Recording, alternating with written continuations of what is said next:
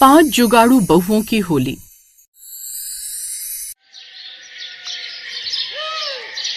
दिल्ली शहर में 5 भाई अपनी 5 पत्नियों के साथ रहते थे। वो सभी खुद का कपड़ों का व्यापार करते थे। वो एक किराए के घर में रहते थे और जल्द ही दिल्ली शहर में खुद के लिए घर ढूंढने की तैयारी कर रहे थे।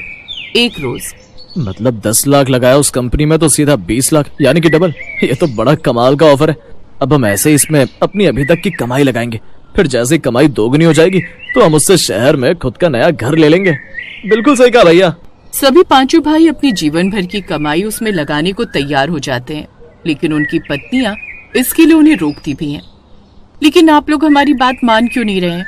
आप ऐसे कैसे किसी भी कंपनी में अपनी जिंदगी भर की सारी कमाई लगा देंगे? और क्या, अरे कोई भी कंपनी 1 महीने के अंदर पैसा डबल करके नहीं देती है। ये सब फ्रॉड होता है। अरे पहले हमें भी लगता था फ्रॉड होता है, लेकिन उन लोगों ने हमें अपने कई कस्टमर से मिलवाया जिनके पैसे सच में डबल हुए हैं। आप समझ क्यों नहीं रहे? वो उनके कोई असली कस्टमर नहीं होते, बल्कि वो लोग तो उन्हें पैसे देते हैं ऐसा बोलने के लिए। आप प्लीज हमारी बात समझिए। हम तुम्हारी बात समझ रहे हैं, घबराओ मत, सब कुछ अच्छा होगा। आखिरकार कब तक हम इस किराए के घर में रहेंगे? क्या तुम लोग नहीं चाहते कि हमारे पास एक बड़ा सा घर हो, तुम सबके पास ढेर सारे सोने के गहने और हम सबके पास बड़ी सी गाड़ी हो? अब तुम हम पांचों का दिमाग मत घुमाओ यार, जो होना है होने दो। अब सभी पत्नियां चिंता में पड़ जाती हैं। दरअसल 5 बहुओं के पति को कुछ समय पहले ही एक ऐसी कंपनी के बारे में पता चला था जो 1 महीने में पैसा डबल करके देती है। उसके लालच में आकर वो अपनी दुकान गिरवी रखकर बैंक से एक बड़ा लोन ले लेते हैं। 5 बहुएं अपने पतियों को मना करते रह जाती हैं, लेकिन उन सबके पति उनकी एक नहीं सुनते और ऐसे ही कुछ दिन गुजार जाते हैं और आखिर में उन सबके पतियों को एक बहुत बड़ा धोखा मिलता है। जिस कंपनी में उन्होंने पैसे लगाए थे वो फ्रॉड कंपनी थी और उनके सारे पैसे अब डूब चुके थे। समय पर बैंक का लोन न चुकाने पर उनकी दुकान तक बिक गई और घर का किराया न भर पाने के कारण मकान मालिक ने भी उन्हें घर से बाहर निकाल दिया। अब हम कहाँ जाएंगे? मेरी तो कुछ समझ में नहीं आ रहा। तुम लोग फिक्र मत करो, शहर आने से पहले गांव में हमारा एक पुराना घर था, हम सब तब तक वहीं चलकर रहते हैं। तभी उनका एक पुराना दोस्त दीपक उनसे मिलने आता है और उन्हें कुछ पैसे मदद के तौर पर देता है, जिसके बाद अगले दिन वो सब ट्रेन पकड़कर गांव आ जाते हैं।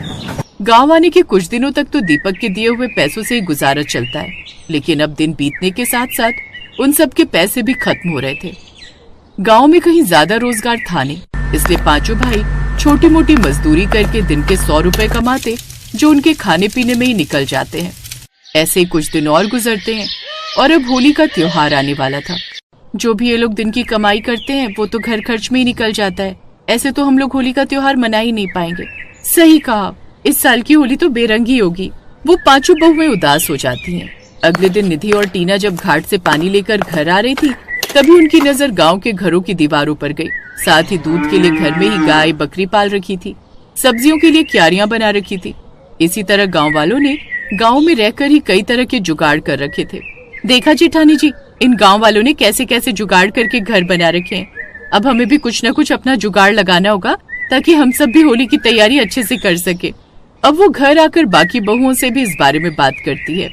बिल्कुल सही कहा आपने, मैंने तो स्कूल में होम साइंस वाली मैडम से फूलों की गुलाल बनाना भी सीखा था, तो क्यों ना हम होली पर भी गुलाल बनाकर बेचें।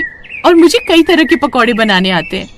इसी तरह 5 बहुएं अब जुगाड़ लगाकर होली मनाने की तैयारी करने लगती हैं। गांव होने की वजह से अब उन सभी को आसपास के गांव में तरह तरह के फूल मिल जाते हैं। फिर अगले दिन आंगन में बड़ा सा भगोना रखा गया। टेसू के फूल उबलने लगे, साथ ही गुलाब और चमेली के फूल भी। चुकंदर कद्दूकस हो रहा था। हल्दी को बेसन में मिलाकर सूखा गुलाल बनाया जा रहा था। अब इस नेचुरल तरीके से बनाए हुए रंग से बच्चों की त्वचा भी खराब नहीं होगी। बिल्कुल सही कहा जीजी, रंग तो बनकर तैयार हो गए। इसके बाद वो बाजार जाकर गुजिया के दाम पता करती हैं। बाप रे, गुजिया तो कितनी महंगी हो रखी है बाजार में, और उसे अगर हम घर पर भी बनाए तो उसका सामान कितना महंगा होगा। उसका भी जुगाड़ है अपने पास। अगर हम उसमें खोए की जगह सूजी और नारियल का मिश्रण बना लेते हैं तो फिर तो कोई दिक्कत नहीं होनी चाहिए। ठीक कहा, और शक्कर की चाशनी में इलायची डाल देंगे, लेकिन स्वाद उसका वही रहेगा। अब वो ऐसे ही जुगाड़ लगाकर घर में ही सस्ती गुजिया बनाने की तैयारी करने लगती हैं। कोई नारियल कसती है तो एक चाशनी बनाने की तैयारी करती है, तो कोई आटा गूंथती है, तो कोई उसे भरावन की तैयारी करने लगती है और एक बैठकर उन्हें तलने लगती है। फिर कुछ देर बाद उनकी गुजिया भी बनकर तैयार हो जाती है। अब तो गुजिया भी बनकर तैयार हो गई। अब हमें इसके साथ ही थोड़े पापड़ भी बनाकर तैयार कर लेते हैं। होली वाले दिन चढ़ाने और खाने के लिए पापड़ भी तो होने चाहिए। ठीक है, तो मैं राशन वाले चावल को पीस लेती हूँ और तुम तब तक आलू को काट कर रख लो। उन्हें धूप में सूखने के बाद हमारे चावल के पापड़ भी बनकर तैयार हो जाएंगे। वाह, लगता है इस बार अच्छे से होली की तैयारी होने वाली है। अब कोई चावल पीसता है तो कोई आलूओं को काट कर उन्हें पापड़ के लिए तैयार कर लेता है, फिर उन्हें धूप में सूखने डाल देते हैं। इसके बाद वो पकौड़ों के लिए चने की दाल पीसकर उसका भी बेसन बना लेती है। पकौड़े बनाने के लिए तैयार कर लेते हैं। इधर पांचों भाई तो काम पर रहते, उन्हें तो पता भी नहीं था कि उनकी पत्नियों ने होली की तैयारी भी कर ली है। वो पांचों तो इसी बात को लेकर चिंता में डूबे हुए थे। कैसे पति हम जो अपनी पत्नियों को इस बार होली का त्योहार भी नहीं मनवा सकते। मुझे तो बड़ी चिंता हो रही है और साथ ही खुद पर गुस्सा भी आ रहा है। आज जो भी हुआ उसके जिम्मेदार हम लोग ही हैं। सही कहा भैया, काश हमने उनकी पहले ही सुन ली होती। वो सब इसी बात का गम मन में लिए हुए बैठे हुए थे और फिर शाम को वो सब घर आ गए। जब उन्होंने देखा कि उनकी पत्नियों ने होली की सारी तैयारी कर ली है तो वो सब बड़े खुश हुए। अरे ये क्या, ये पापड़, गुजिया, रंग, ये सब आखिरकार आया कहाँ से? ये सब तैयारी हमने की है, वो भी बिना पैसे खर्च किए। ये सब हमने घर पर मिलकर ही तैयार किया है। ये सब सुनकर वो सभी भाई बड़े ही खुश हुए। फिर अगली सुबह वो पांचों अपने गुलाल लाती हैं, साथ ही पकौड़े, गुजिया और पापड़ भी बनाकर तैयार कर लेती हैं। इसके बाद सबके साथ बाहर होली मनाने जाती हैं। उन्हें देख पड़ोस की रमा कहती है, बहुत खुशनसीब हो तुम पांचों जो तुम्हें इतनी समझदार बीवियां मिली हैं, जिन्होंने पैसे ना होने के बावजूद भी बड़े अच्छे से सारी तैयारियां की है। सच कहूँ तो ये तो पांचों बहुएं बड़ी ही हुनरमंद निकली। बिल्कुल सही कहा आपने चाची, ये पांचों बहुएं पांचों उंगलियों की तरह अलग अलग पर साथ हो तो मुट्ठी बन जाती है। अब उन सब ने बड़े ही अच्छे से एक साथ मिलकर होली खेली। तभी कुछ देर बाद शहर से दीपक आया। अजी, तुम सबके लिए बड़ी खुशखबरी है। वो कंपनी पकड़ी गई है जो फर्जी वादा करके भागी थी और अब उन लोगों ने सभी के पैसे वापस लौटाने की बात कही है। ये सब सुनकर वो सब बड़े ही खुश हुए और वो होली का त्योहार उनके लिए खुशी का त्योहार बन गया।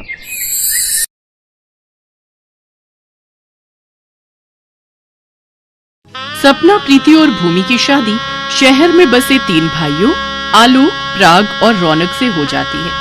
शादी करके तीनों जैसे ही अपने ससुराल आती हैं तो हाथ में आरती की थाली लिए उनकी सास जानकी उनका गृह प्रवेश करवाते हुए कहती है, आओ मेरी तीनों बहुओं, अब अपने पैरों से इस कलश को गिराकर अंदर आ जाओ। जी सासू माँ। बड़ा सा ससुराल देखकर तीनों देसी बहुएं टशन में बोलती हैं, हाय दैया, ये तो एकदम फिल्म स्टार शाहरुख खान के घर जैसा घर है प्रीति। हाँ सपना, अगर ऐसा घर अपने गांव में होवे ना तो गर्दा गर्दा मच जाई। हमको तो अपनी आंखन पर विश्वास ही नहीं हो रहा है कि हमारी शादी इतना बड़ घर में हुई है। उनकी बातें सुनकर उनकी ननद श्रुति कहती है, ओ गॉड, अभी इन्हें आए एक पल भी नहीं हुआ और इन्होंने अपनी गवारपंथी दिखानी शुरू कर दी। जरा अपने कायदे में रहकर बात करो ननद जी, आप हम तीनों बहनों के बारे में नहीं जानती हैं। अरे पूरे बनारस में हम तीनों बहनें अपने जुगाड़ूपन के लिए फेमस हैं, फेमस। ओहो, अब बस भी करो तुम ननद भाभी ने अभी से ही नोक-झोंक शुरू कर दी। चलो अब मेरे तीनों बेटे अपनी अपनी बीवियों को उनके कमरे दिखा दो।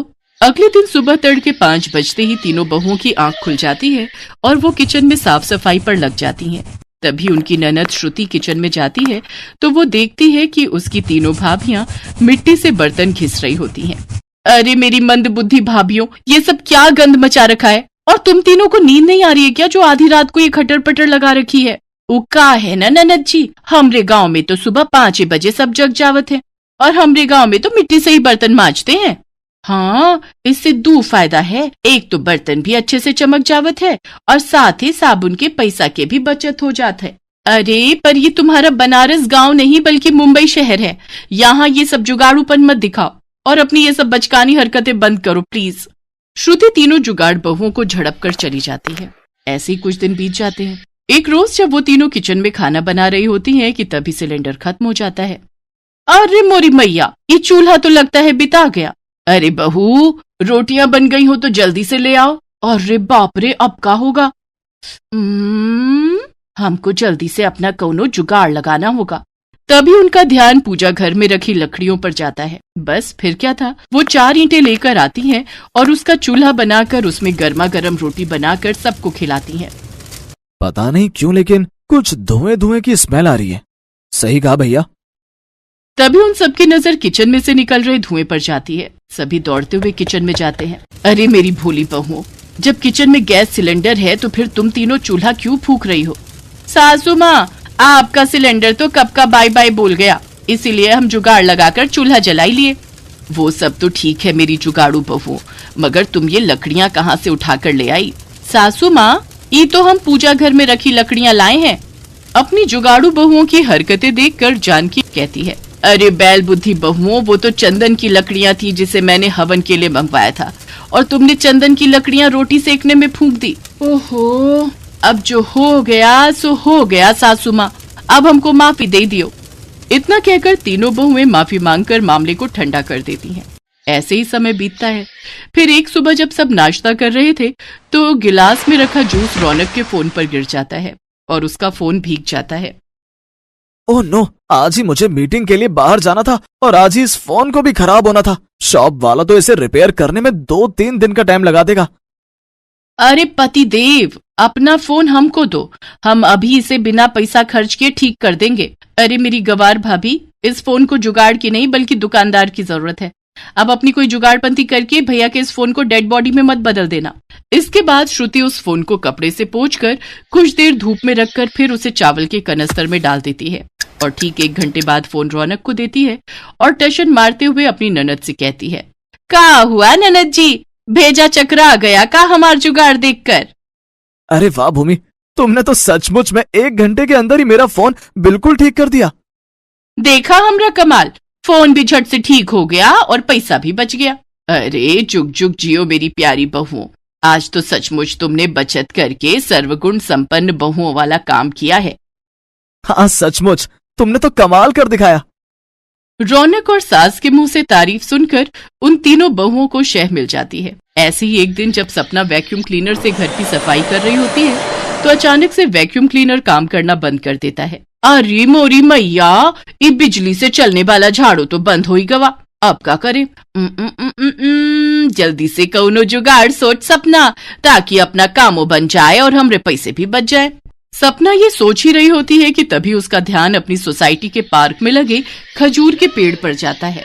अरे वाह, क्या जुगाड़ू आइडिया आया है हमरे दिमाग में। सपना सोसाइटी के पार्क में जाती है और खजूर के घने पत्तों को तोड़ने लगती है कि तभी वहाँ गार्ड आकर गुस्से में बोलने लगता है, अरे ओ बॉडम औरत, इन पेड़ों को क्यों तोड़ने में लगी हुई हो? अरे ओ चौकीदार बाबू, अगर ज्यादा चबड़ चबड़ की ना तो हम देंगे तो को एक उल्टे हाथ का, समझे? और वैसे भी ये पार्क तो हर बाप का है का? गार्ड को 4 बातें सुनाकर सपना खजूर के घने पत्ते तोड़ लाती है और उन्हें लेकर घर आती है और उससे झाड़ू बनाकर तैयार करती है और झाड़ू लगाने लगती है। तभी जानकी गुस्से में तिलमिलाते हुए उस पर बिगड़ते हुए कहती है, क्यों रे सपना बहू, ये मैं क्या सुन रही हूँ? तू सोसाइटी के गार्ड से लड़कर आई है और ये तेरे हाथ में क्या है? सासू माँ, ये झाड़ू है जिसे हमने खजूर की टहनियों से बनाया है। अरे वाह सपना, तूने तो कमाल कर दिया, भाई मान गए तुझे, छा गई तुम तो। अरे चुप करो तुम तीनों, भला इतनी कंजूसी करके भी क्या फायदा? तुम तीनों की जुगाड़पंथी ना एक दिन सोसाइटी वालों के सामने हमारी धज्जियां उड़ाकर रहेगी। इस तरह तीनों जुगाड़ू बहुओं को घर वालों से खूब खरी खोटी सुननी पड़ती है। ऐसे ही वक्त गुजर जाता है। फिर एक सुबह प्रीति नाश्ता लेकर गुनगुनाते हुए अपनी ननद के कमरे में आती है। लगाई ले तू जब लिपस्टिक, जिला टॉप लागे ले, ओ जिला टॉप लागे रे। अरे ननद जी, ई लो नाश्ता पानी कर लो, दफ्तर खाली पेट ना ही जाना। हाँ टेबल पर रख दो भाभी, अभी तो मैं अपने बाल सुखा रही हूँ। हेयर ड्रायर से अपने बाल सुखाने के बाद श्रुति नाश्ता करके ऑफिस चली जाती है, लेकिन उसी शाम काफी भयंकर बारिश होती है। अरे प्रीति, तुम मेरा वाला कुर्ता पजामा प्रेस करके रख देना, कल मैं ऑफिस वही पहन कर जाऊंगा। जी हमरे बलमा। इतना कहकर प्रीति अपनी ननद के कमरे में जाती है और उसका हेयर ड्रायर लाकर उससे अपने पति के कपड़े सुखाने लगती है, लेकिन तभी उसे तेज बिजली का करंट लगता है और वो चिल्लाते हुए कहती है, अरे मोरी मैया, मर गई रे मर गई, कौनो हमको तनिक बचाओ तो। सभी भागते हुए अंदर आते हैं और श्रुति जल्दी से बोर्ड का स्विच बंद करती है। अरे ये सब कैसे हुआ? प्रीति उसे सारी बात बताती है और श्रुति उन्हें खूब सुनाती है। भाभी, मैंने तुम्हें पहले भी समझाया था ना, आज अपनी बेवकूफियों की वजह से तुम्हारी जान तक भी जा सकती थी। मैं कहती हूँ अब तो अपनी इन जुगाड़पंथियों से तुम तीनों बाज आ जाओ, नहीं तो अठन्नी चवन्नी बचाने के चक्कर में एक दिन अपनी जान से हाथ धो बैठोगी। श्रुति बेटी बिल्कुल सही कह रही है, बहू इतनी कंजूसी भी अच्छी नहीं, और जिसका काम वो उसी को साजे, कोई दूजा करे तो बुद्धू बाजे। हमको समझ आ गया सासू माँ, अब हम कोनो भी काम में जुगाड़ नहीं लगाएंगे। ननद और सास की बातों से उन तीनों को अक्ल आ जाती है और वो तीनों अपनी जुगाड़पंती छोड़कर अपनी ननद और सास से शहरी तौर तरीके सीख लेती हैं और वो तीनों अपने ससुराल के रंग में ढल जाती हैं। Best buddies. Hello friends, thanks for watching this video. अगर आपको ये वीडियो पसंद आया है तो प्लीज लाइक, सब्सक्राइब, कमेंट्स करें इस वीडियो पर, और हाँ, शेयर करना भी ना भूलें। और भी मजेदार वीडियो देखने के लिए नीचे दिए गए बेल आइकॉन को दबाएं। देखते रहिए बेस्ट बडीज।